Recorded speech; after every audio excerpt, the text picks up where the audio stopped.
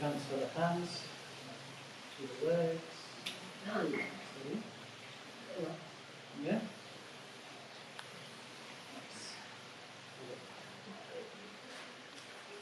And then coming down. Okay?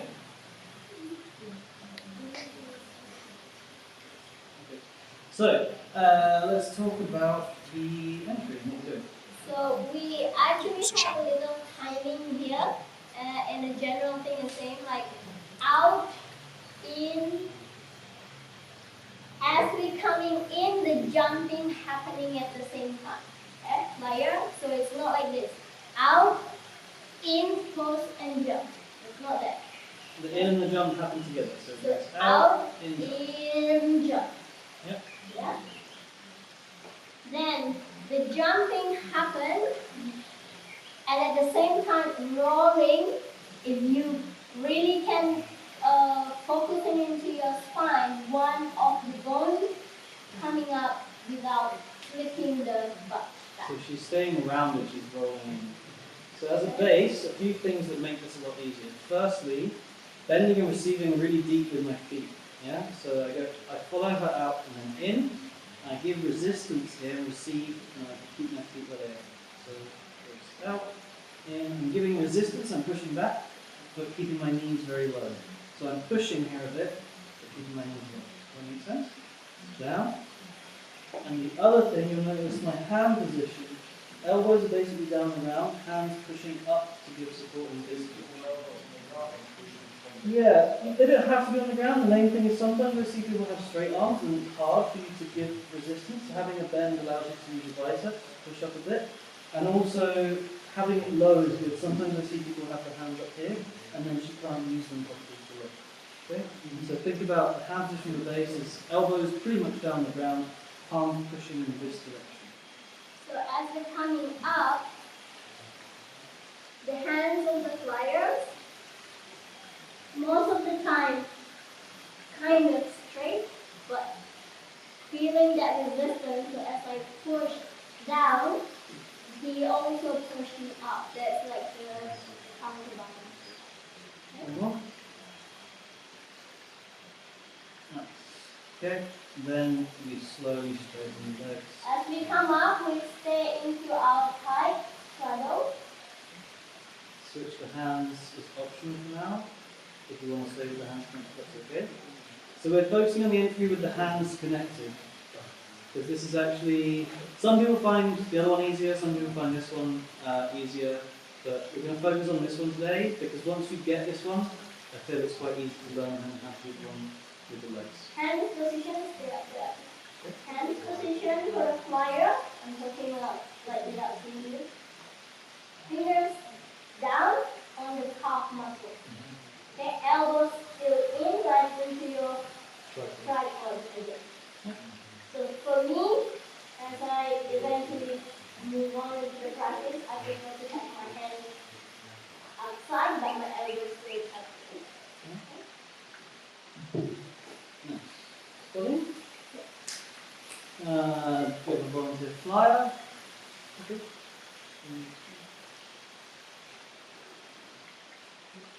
Footing again around the hip of the flyer. Okay, and over your hand.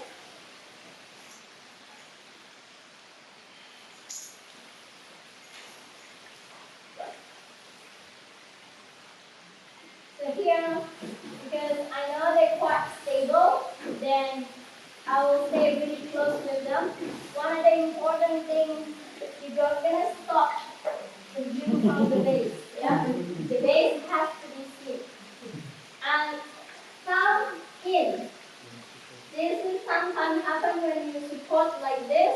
This can be knocked out, like stretched out. So thumb in, like this. Yeah? Yeah? Sometimes your flyer does not jump really easy as Diana. You have to flyer hop to bring it back. Can you do one bad one? That I don't jump. Just half jump, yeah. Ready? Nice. So position. I really have like almost 25% of her weight in my hands. Nice. Okay? Any questions? Just a note. Okay, let's do this one first.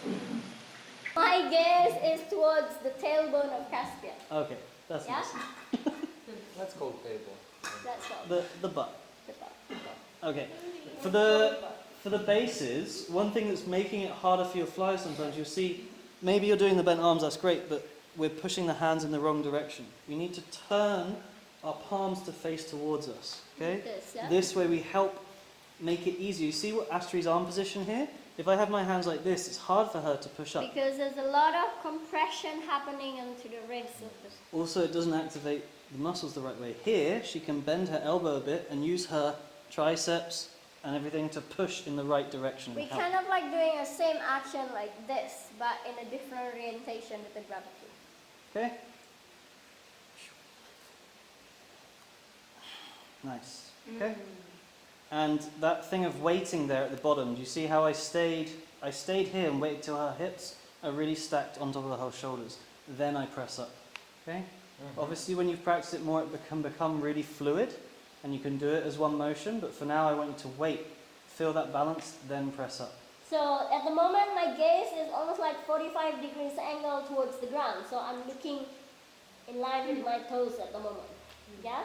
If I look down towards the belly, look what happened with my shoulder and my back. Huh? And then I look towards almost the end of the base's butt and like slightly help me to stay in hollow position. We don't want to see the head through. Some people, the head was going through like this. Oh my god. This is scary, it's dodgy, doesn't work very well. That's the advanced part. Pick your spot to stare at, okay? Even though if you look, for example, neutral your head, so I'm looking towards the blue wall over there, I pick one point that I can stay focused on. Okay. Yeah? And then relax the shoulders. See what happened with my shoulders when I'm engaged. Ugh. Yeah?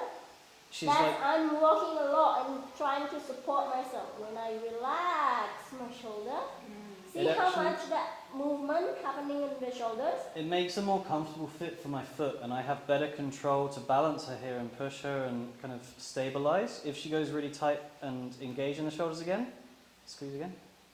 What? Squeeze for? Yeah. Then it's really hard. It doesn't feel like I have contact with my feet. I can't tip her and control very well. Come down. Oh yes, thank you. Yeah. Okay. So Michael was doing something earlier about the toes position. It's just also dependent on how big your base's feet and how big.